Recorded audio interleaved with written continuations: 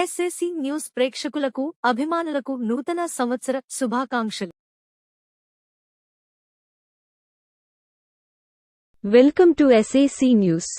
తూర్పుగోదావరి జిల్లా కడియం మండలం కడియపులంక పుల్లా ఆంజనేయులుకు చెందిన శ్రీ సత్యదేవ నర్సరీలో అయోధ్య రామ మందిరం ప్రారంభోత్సవం సందర్భంగా మొక్కలతో అయోధ్య రామాలయాన్ని ఎంతో అద్భుతంగా రూపొందించారు. సుమారు 60,000 మొక్కలు, పువ్వులతో తీర్చిదిద్దిన ఈ కూర్పును తిలకించడానికి సందర్శకులు పోటీపడుతున్నారు.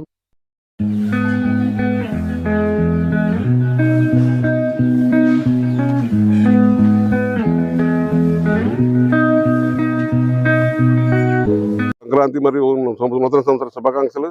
మేము ప్రతి సంవత్సరం కూడా నర్సరీలో ఏదో ఒక కాన్సెప్ట్ ను మొక్కలతో తయారు చేసి అలవాటు ఉంది, ఇక్కడ ఆనవాయితీగా ఉంది.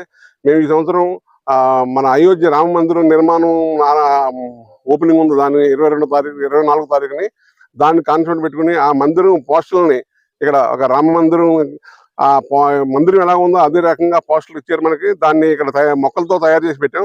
ఇది చాలా సక్సెస్ఫుల్ గా ఉంది. దీన్ని చూస్తాకి ప్రజలు అనేకంగా తరలి వస్తున్నారు.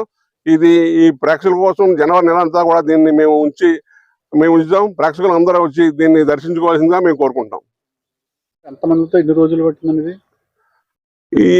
ఇది తయారు చేయటానికి సుమారు 1,00,000 మొక్కల వరకు పట్టినాయండి. ఒక రోజు 10 మంది చెప్పని ఒక వారం 10 రోజుల నుంచి దీన్ని తయారు చేసి ఇప్పుడు బాగా రెడీ అయింది. చాలా బాగా సక్సెస్ఫుల్ గా ఉందన్నమాట అండి. దీన్ని అందరూ కూడా దర్శించుకోవాల్సిందిగా మేము కోరుకుంటున్నాం. నా పేరు పుల్లా ఆంజనేయులు, మా సత్యదేవ నర్సరీ.